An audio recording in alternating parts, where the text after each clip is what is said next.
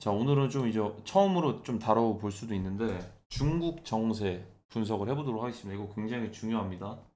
얼마 전에 그 전승절, 열병식 이런 것들도 중요하겠지만 이번에 다가오는 사중 전해가 굉장히 중요합니다. 왜냐면 일단 트럼프 대통령이 갑자기 관세 요구를 하기도 했고 그 전에 히토류, 70% 수출 통제 이런 부분들 갑자기 나오면서 10월 11일에 엄청난 대격변이 있었습니다.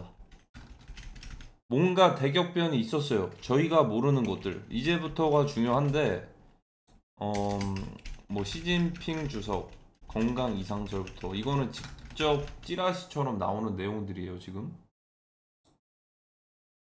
그쵸? 퇴진설, 건강 이상설 막 이런 식으로 건강 이상설 침묵의 시간.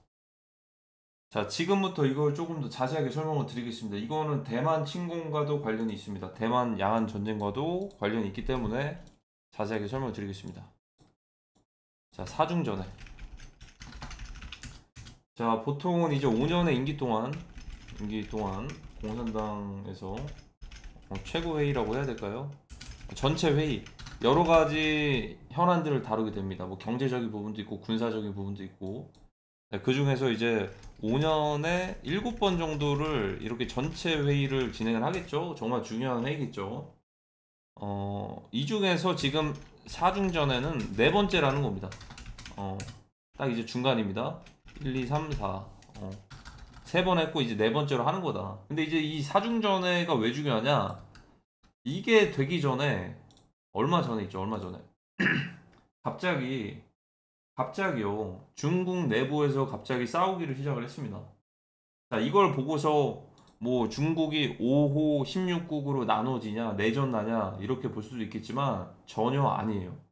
그거는 희망 고문입니다. 제가 좀 더 자세하게 설명을 드리겠습니다. 일단 이게 왜 중요한지. 자, 중국. 이거는 AP통신 이제 내용이죠. 부패 척결 위해서 공산당 2인자 등 8명이 추방이 됐다. 자, 굉장히 중요합니다. 굉장히 중요해요. 자, 추방된 사람들은 시진핑 주석의 측근들이었습니다. 측근이라고 해야 될까요? 임명했던, 믿고 따랐던 군부라고 보시면 되는데 어떤 사건이 있었냐면 이제 로켓군 관련된 기밀 유출에 대해서 이게 재점화가 됐습니다. 2024년 이 사이에. 자, 이거는 이제 트럼프 대통령 당선되기 전이었죠. 미국 대선 일어나기 전이었는데, 자, 일단은 이게 첫 번째로 이제 대만의 이제, 그리고 두 번째로 미국의 CIA, 정보국이, 대만의 정보국이었나? 여기에 이제 중국의 핵, 뭐 미사일 배치 지도, 사거리, 명령 체계 등이 유출되었다. 그래서 이걸 왜 예민하게 반응을 할까를 생각을 해보면 이거는 당연히 전쟁과도 관련이 있겠죠.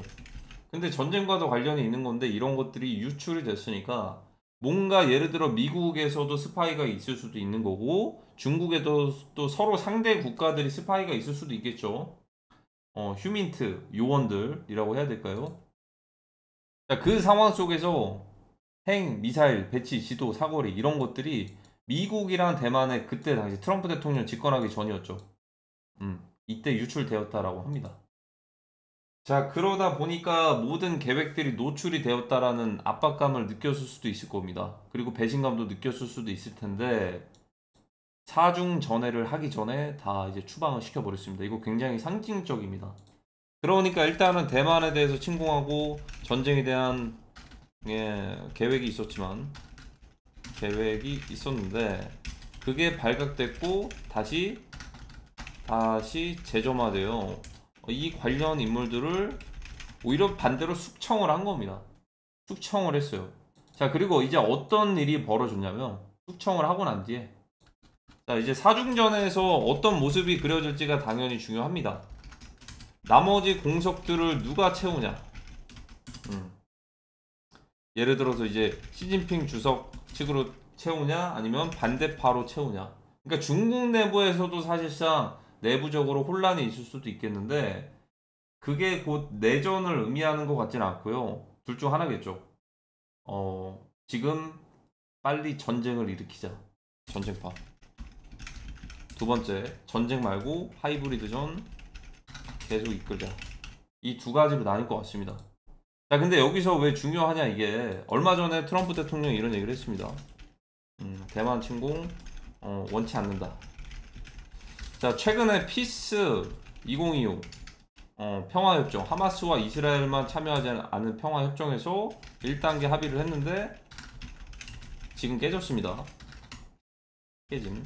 자, 그래서 오늘 이제 트럼프 대통령이 하마스의 트루스 소셜에 하마스를 경고하려고 올렸어요. 경고하려고 올렸어요. 벼르고 있는 사람들이 많다. 너네가 알아서 해체할래? 아니면은 우리가 다 같이 해체시켜줄까? 저는 사실 이거조차도 하마스가 뻐기고 있는 게, 하마스가 버티고 있는 거는 뭔가 믿고 있는 구석이 있다. 뒷배가 있다. 그 뒷배가 만약에 북한이라고 한다면 이거는 좀 말이 좀 달라지긴 하겠죠. 그쵸? 자, 근데 큰 그림에서 봤을 때는, 이거 오늘도 말씀드렸을 거예요. 지금 굳이 전쟁을 안 해도 된다. 하이브리드파. 아니면 지금 전쟁을 해야 된다. 전쟁파. 하이브리드파는 언제 전쟁을 한다? 2027년. 왜냐? 이 모든 것들이 모이잖아, 이게. 2027년까지면. 그 펜타곤 10배 크기. 전쟁파는 지금 당장은 아니더라도 2025년에 빠르게 시작할 수도 있어요. 왜냐면 얼마 전에 또 한번 얘기가 나왔죠. 대만 침공. 이거 관련된 소식. 자, 그러니까 여기 내부에서도 그와 관련된 싸움들이 계속 있는 겁니다. 전쟁파와 전쟁 반대파. 전쟁 반대파까지는 아니겠죠. 전쟁은 좀 이제 나중에 하는. 근데 이게 왜 중요하냐? 2025년에 전쟁을 먼저 시작을 하게 되면 사실 구조적으로 봤을 때 미국과 중국 구조로 봤을 때는 미국이 압도적으로 유리해집니다. 2027년에 하면은 아이러니하게 그때는 반대가 될 수도 있어요. 중국이 더 유리해질 수 있다. 2027년은. 왜냐? 지금 미국 내부에서도 이제 공화당, 민주당, 찰리 커크 사건을 계기로 해서 계속해서 분열이 더 커지고 있죠. 지금 단순히 마가 진영과 민주당이 아니고 그게 더 커지고 있단 말이죠. 힘이 점점 낮아질 수도 있고, 그때가 되면은 중간 선거도 있을 것이고, 중간에 한번 거치게 될 것이고, 대선 과정이 되기 전까지 해가지고 시간이 좀 리스크가 굉장히 높단 말이죠. 당장에 미국 내에서는 반란법을 발동을 할 수도 있는 상황인데 시간이 없어요. 시간이. 그래서 그때가 되면 오히려 힘싸움에서 더 밀리게 될 겁니다. 어디가요? 미국이. 자, 그러면 이제 둘 중 하나입니다. 전쟁파. 2025년에 빠르게 시작을 해야 된다. 2027년에 시작을 해야 된다. 하지만 이거는 어느 정도 지는 게임이 예정되어 있을 수도 있어요. 하지만 어떤 결과를 만들어낼 거냐? 중국 내부에서 서로 싸우고서 공산당이 해체되고 그런 그림이 아니고, 결국에는 전쟁에서 패전 국가로 가는 그런 트리거가 될 거고, 그 안에 내부적으로 신세력들의 그런 이제 힘들이 오히려 입김이 넣어 들어갔을 수도 있어요. 평행선이 좀 이제 엇갈렸을 수도 있어요. 오히려 지금 시진핑 주석이 아이러니하게. 그러니까 이제 연합관계, 제가 옛날에 한번 말씀드렸는데, 푸틴, 김정은,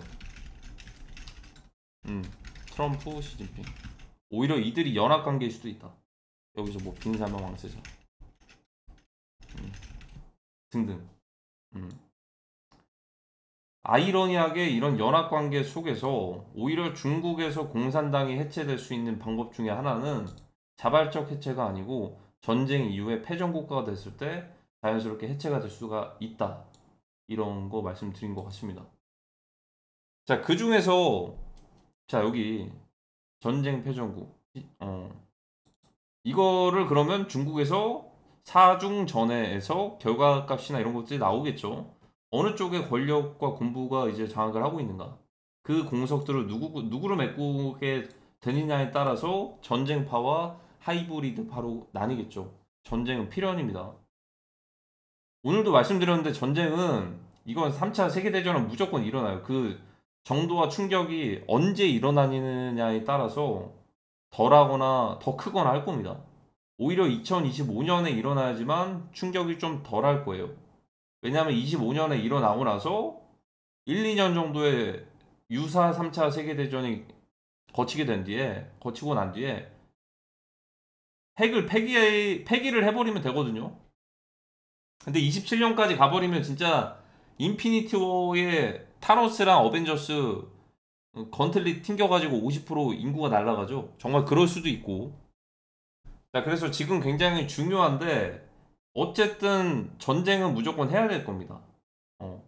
2025년에 하냐 27년에 하냐를 두고서 세력들 간의 싸움이 계속 있는 거예요, 이게.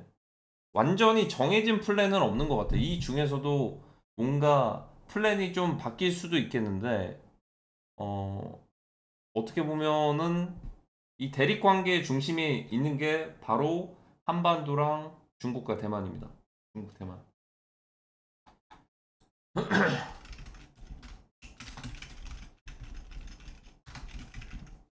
자, 여기서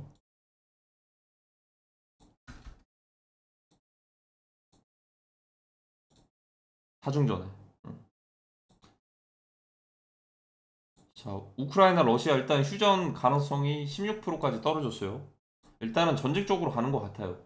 전쟁 쪽으로 가는 것 같고, 이제 미국에서의 셧다운이 해체되는 날이 언제가 될지를 봤을 때도, 시간이 조금, 음, 많이 걸릴 것 같습니다. 지금이 딱 적절한 적기일 수도 있습니다. 11월 16일 이후죠. 자, 그리고 지금 계속해서 미국에서는 북한에 계속해서 이제 판문점까지 관련된 서울에 이제 지금 어, 계시죠. 계속해서 김정은에게 문을 두드리고 있습니다. 그래서 예전에 2019년 때는 그 32시간 뒤에 답변이 왔다고 합니다. 그래서 실제로 만났죠. 판문점에서 최초로 미국 대통령이 북한을 만난 건 이제 최초입니다. 하지만 그로부터 6년 정도 시간이 지났기 때문에 어떤 양상으로 바뀔지는 모르는 거예요. 아, 물론. 아, 이거는 국가 단위가 아니고 아까 말씀드린 것처럼 세력들 간의 싸움에서는 어떤 게 좋다? 2025년에 나는 게 좋다. 그러니까 이제 군부 세력 입장에서는 군부 세력 2027년이 아니고 그러니까 이제 뭐 그럴 수도 있겠죠. 최대한 전쟁 없이 풀어가는 방향도 있을 수도 있는데 아, 결국에는 한다면 2025년이나 27년 둘 중 하나로 해야 되는 거예요. 아니, 그러니까 전쟁 없이 풀어갈 수 있는 방법 또한 제가 볼 때는 희망회로입니다. 지금 하이브리드, 그러니까 지금까지가 그게 없었던 거예요. 지금까지는 하이브리드 전쟁으로 그렇게 지속이 됐었던 것 같고, 지금까지는 그런 게 없었던 것 같고, 이제는 결판이 날 때가 됐는데, 결판이 2025년에 나냐, 5년부터 시작을 하냐, 27년부터 시작을 하냐, 둘 중 하나입니다. 펜타곤의 10배 크기의 군사기지, 완공되기 전에 하냐. 그래서 아이러니하게도 이제 그나마 좀 충격이 좀 덜할 거는 2025년에 시작하는 게 조금 덜할 겁니다. 27년으로 가면은 충격이 더 클 거고. 그래서 이제 예상되는 거는 뭐냐면 지금 미국에서도 베네수엘라의 군사 개입을 해야 되는 상황이죠. 그 승인을 받았죠. 미국은 베네수엘라. 그리고 지금 내부적으로는 셧다운과 뭔가 최근에는 뭐 노킹 뭐 그런 것들이 있었죠. 시위 같은 것도 막 이제 커지면서 민주당, 공화당 계속 대립하는 관계로 가고 있으면서 갑작스럽게 또 이스라엘과 하마스에서 또 전쟁을 해요. 음. 그리고 러시아나 우크라이나도 젤렌스키 우크라이나 대통령에게 토마호크를 제공을 해줄 테니 토마호크를 제공을 검토를 한다고는 했는데 러시아 쪽에서 요구하는 협상안을 받아들여라라고 이제 강압적으로 얘기를 했습니다. 강압적으로 얘기를 할 수밖에 없나 봐요. 왜냐면 진짜 자칫 잘못하면 더 큰 게 올 수도 있으니까. 근데 거기서 이제 젤렌스키 우크라이나 대통령은 당연히 이제 프랑스로 갔습니다.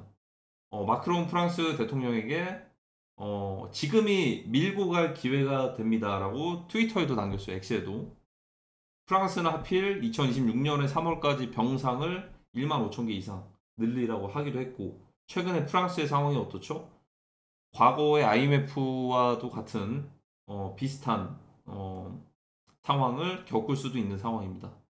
그러면은 그거를 좀 이제 그나마 좀 타개할 수 있는 게 전시 경제에서 조금 이득을 보면은 타결을 할 수도 있는 거죠. 어떻게 보면 이해관계가 어떻게 보면 얽혀 있는 상황이고 유럽 쪽에서는 그러니까 젤렌스키 우크라이나 대통령도 도네츠크를 포기를 안 하겠죠? 전쟁 계속 하겠죠?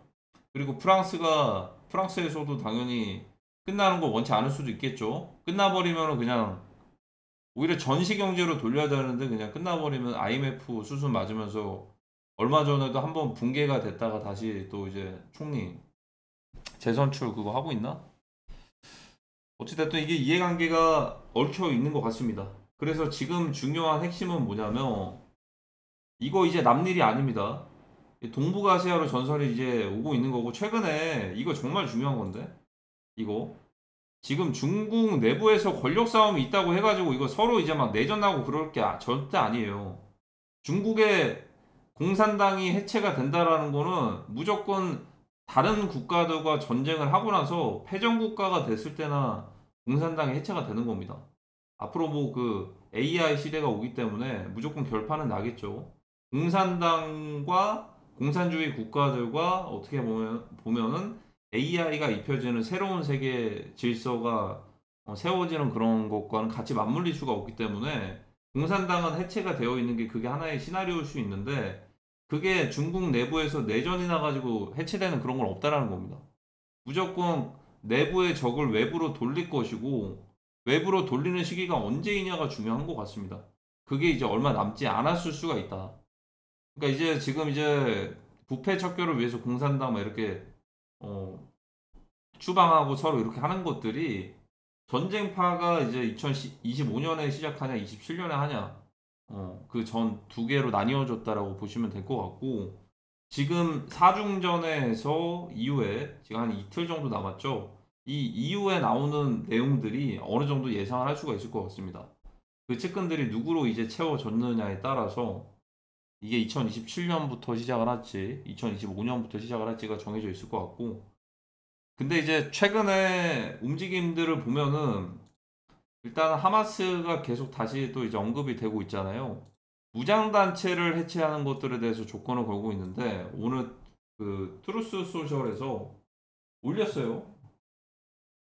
오늘 트루스 소셜에서 그 뭐냐 무장단체를 해체하는 거를 대놓고 언급하진 않았는데 하마스를 이제 어 벼르고 있는 사람들이 많다. 그러니까 너네가 해체할래? 아니면은 우리가 해체시켜줄까? 이런 뉘앙스였습니다. 자, 그런 상황 속에서 웬만하면은 그냥 무장단체를 해체하는 게 좋겠지만은 뭔가 뒷배가 있다라고 한다면은 하마스의 이제 터널, 땅굴 같은 것들을 수출했던 북한에서 움직일 가능성도 있는 거죠. 어떻게 보면.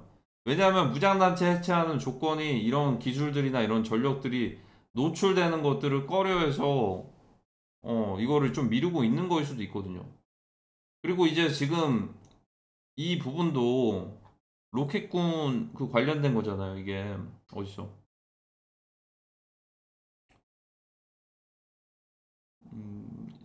대만에 그거 이거. 자 이거 전쟁 관련된 거예요. 대만에 대해서 적대 행위가 발발할 경우 작전을 총괄적으로 지휘를 했다. 그러니까 대만 관련된 그런 내용이거든요. 근데 그게 이제 노출이 됐잖아요. 전략이나 이런 게 노출이 됐고 전술 전략이 노출돼 가지고 이렇게까지 숙청을 한다. 이런 걸 중요하게 생각을 한다라는 거예요. 전쟁 전술들이 노출되는 게. 지금 이 하마스 같은 경우에도 땅굴 터널 기술을 수입을 했던 게 북한이었기 때문에 북한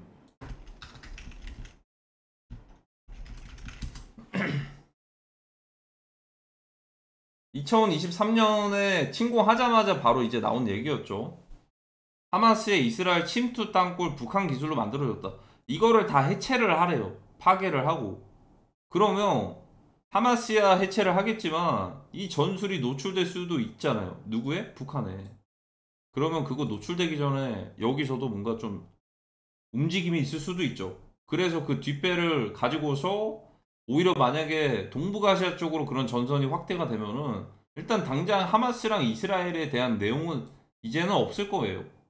그때는 이제 하마스 이스라엘 내용이 아니고 하마스 플러스 이란도 같이 가세를 어 같이 합류를 하겠죠. 다시 휴전 중인데 합류를 하겠죠. 만약에 동북아로 전선이 확대가 되면은 이런 식으로 갈 확률이 높다. 그래서 지금의 사중 전에는 단순히 뭐 중국에서 열리는 내부적인 뭐 숙청과 내부적인 싸움과 이런 것들로만 볼 게 아니고 지금 이 관련된 숙청과 이런 것들이 대만 쪽이랑 이제 미국 쪽에 유출된 그런 것들로 인해서 숙청을 했기 때문에 로켓군 관련된 그래서 이거는 어쨌든 뭐 전쟁에 대한 이제 준비가 있었는데 그게 노출되고 발각됐으니까 측근들을 다 이제 숙청을 했다. 그러면 그 다음 액션은 어떻게 될 건가? 사중전회가 끝날 시기에 누구 쪽의 측근들로 채워지게 될 건지가 굉장히 중요하겠죠. 그리고 모습을 드러내는 것도 중요하겠죠. 건강 이상설과 퇴진설이 나왔는데 사중전회에서 어쨌든 그 뭐 밑에 있는 당들이 서로 싸울 수도 있겠지만 권한은 주석이 가장 셉니다. 시진핑 주석이 지금 가장 세죠. 당연히 이제 3연임 상태니까 그리고 주석이라는 또 이제 권한이 있기 때문에 이거를 누구를 채워 넣을지에 따라서 다를 것 같은데 결과는 좀 뻔히 보여지는 것 같죠. 당연히 대만 전쟁파로 이제 채워지지 않을까 조심스럽게 예상합니다. 자, 일단은 그래서 사중 전의 기간 잘 지켜보면 될 것 같고 지금 그래도 단기적으로는 조금 변동은 있는 것 같은데 이번 주는 창풍 좌우를 좀 주목해야 되지 않을까 조심스럽게 예상을 해봅니다.